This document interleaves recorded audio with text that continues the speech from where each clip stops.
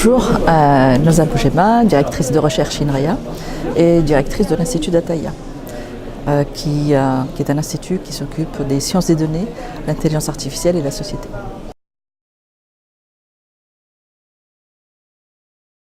Alors Dataïa, c'est d'abord en fait une alliance d'un ensemble d'établissements académiques. Outre INRIA, il y a le CNRS, le CEA, l'Institut Mines Télécom avec Télécom Paris, Télécom Sud Paris, Centrale Supélec, l'École Polytechnique, HEC, Université Paris Sud, l'INRA. En fait, il y a un peu plus de 14 partenaires et on vient de voter justement qu'il y ait 3 partenaires académiques de plus.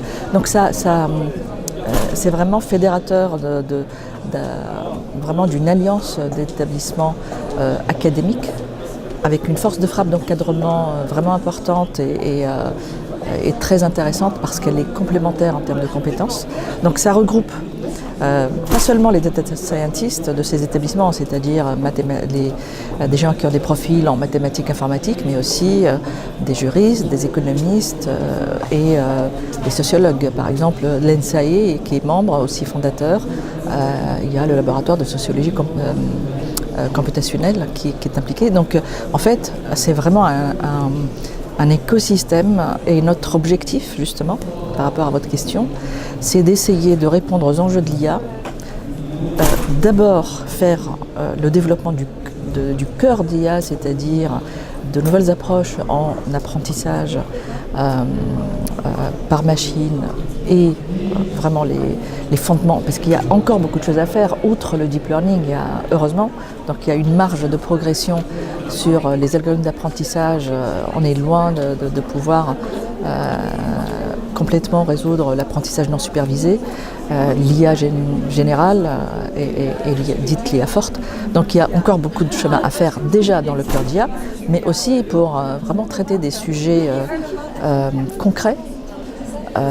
Et dans ce sens, on a beaucoup d'interlocuteurs industriels.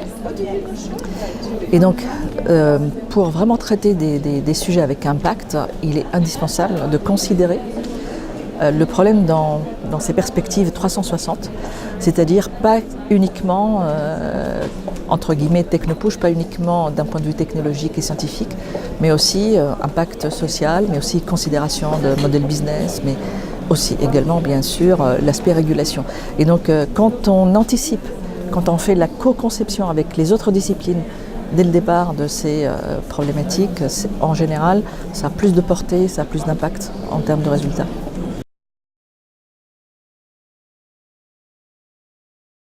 Évidemment, l'intelligence artificielle occupe beaucoup dans la mesure où son impact est très important sur l'économie et sur la société. Donc il y a énormément de sujets qui sont soulevés.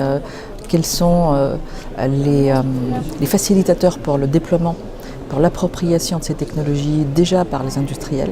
Donc quelles sont les politiques européennes à mettre en place, nationales d'ailleurs aussi, mais en même temps quels sont les challenges scientifiques et technologiques à développer, et notamment dans ce cadre-là, nous on s'intéresse énormément au volet robustesse de l'IA, justement la répétabilité des algorithmes, puisque ça fait partie des garanties de la compétitivité et du déploiement et de l'appropriation de ces technologies, et c'est pour ça qu'on parle de manière générale de l'IA de confiance.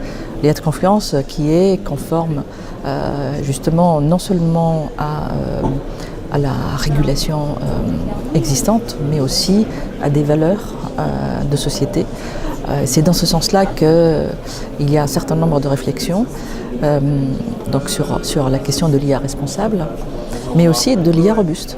Et donc, parmi les sujets importants dans la communauté recherche et innovation, parce que ça concerne aussi les industriels qui développent et déploient les services numériques dans la vie de tous les jours, c'est vraiment ces questions de robustesse.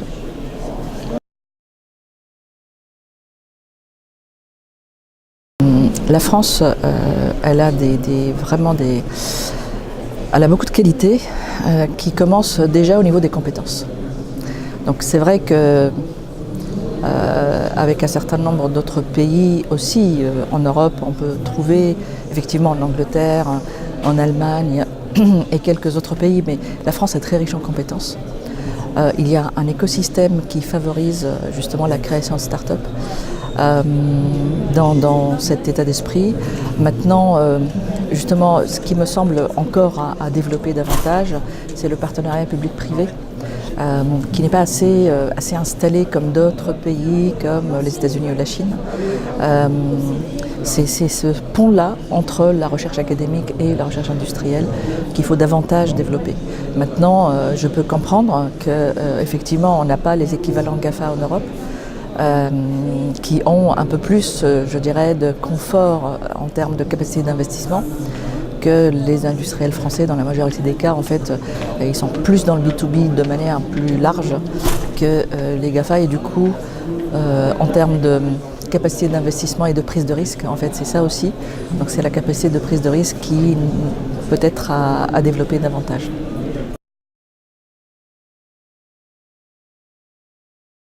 Alors l'Europe, je veux dire, au niveau global, quand je dis au niveau global, c'est-à-dire la Commission européenne a pris conscience qu'il se passe quelque chose et que, outre l'investissement dans les projets, il faut se poser, il faut réfléchir quelle IA pour quelle société.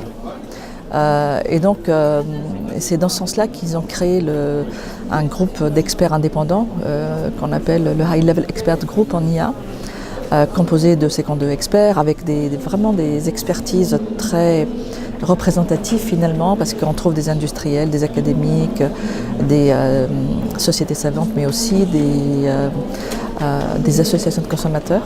Donc, en fait, tout le monde s'y retrouve, pour pas qu'il y ait une réflexion vraiment qui défend juste un point de vue d'un type d'acteur et pas essayer d'avoir vraiment l'appropriation en fait. Donc la Commission a anticipé ça et du coup la réflexion c'est quel modèle de société, quelles sont les valeurs qui peuvent être différenciatrices par rapport au reste du monde dans le développement de l'IA. Et dans ce sens-là, c'est pas du tout une optique réglementaire, une optique pour créer des freins. Souvent, c'est un peu la chose à laquelle on pense. C'est pas du tout l'objectif. On est tous conscients de ça, on est tous acteurs et on sait que freiner, ça n'a aucun avantage, au contraire.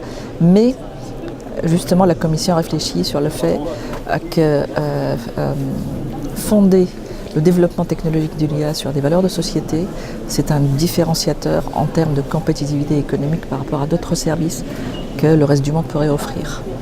Et c'est dans ce sens-là qu'en fait, il y a une réflexion sur l'investissement au sens recherche, développement et innovation, mais au regard de quelles valeurs de société on voudrait avoir.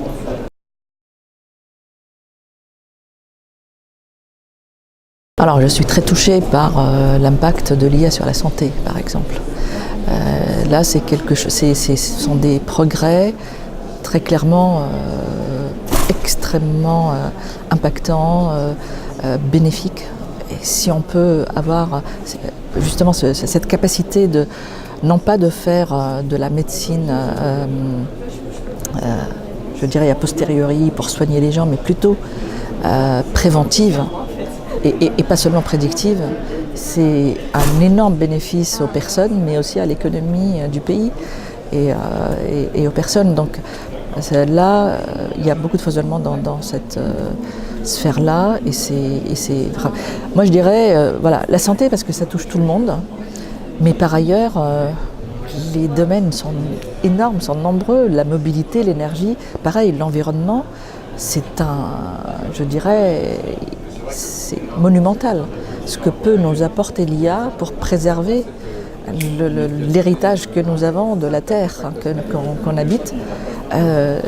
C'est essentiel. Sans l'IA, l'humain ne pourra pas... Enfin, en fait, encore une fois, ça dépend toujours du comportement et des choix humains. C'est-à-dire que les algorithmes peuvent les aider, mais s'il n'y a pas une intention de préserver l'environnement, les algorithmes ne vont pas le faire à la place des humains. Mais en tout cas, s'il y a cette volonté-là, les algorithmes sont d'une aide, et l'IA en tout cas, en termes d'agréger les données et apportées par les différents capteurs. L'agriculture de précision d'ailleurs, pareil, réduire la consommation des insecticides d'une manière très ciblée, c'est fantastique. Enfin, je veux dire, l'impact et les bienfaits de l'IA, je crois qu'ils ne sont plus à démontrer. Et maintenant, bien sûr, toute chose, alors là aussi il faut éviter de survendre, c'est-à-dire que toute chose bien entendu peut avoir ses bénéfices et aussi peut-être des questionnements comme certaines personnes, là j'anticipe peut-être, qui se posent la question sur l'impact, sur le travail, etc. Eh bien c'est le sens de l'histoire, moi j'ai envie de dire. Donc au lieu de s'opposer au sens de l'histoire, il faut plutôt adapter les formations, à la fois initiales et continues, pour être capable vraiment d'accompagner cette évolution. Et moi je dirais plutôt, moi je crois plutôt à la destruction créatrice, c'est-à-dire que oui, il y aura des jobs effectivement qui seront probablement, qui vont disparaître petit à petit, mais il y en aura d'autres qui seront créés. Ne serait-ce que l'IA, ça ne crée pas de la valeur seule. Il faut des données d'entraînement, des données qualifiées à noter. Et l'IA aura besoin pas seulement de personnes qualifiées en sciences des données, mais aussi des capacités d'annotation qui peuvent ne pas être toujours qualifiées. Donc ça ouvre aussi des champs de travail qui n'ont pas été prévus encore. Et c'est pour ça que, et moi je préfère, en fait, je trouve que l'IA, dans son déploiement, finalement libère l'humain des tâches répétitives et lui donne plus de temps. Et dans ce sens-là, c'est hyper bénéfique parce que le temps, c'est énorme. Avoir plus de temps de cerveau pour faire autre chose, c'est largement plus intéressant.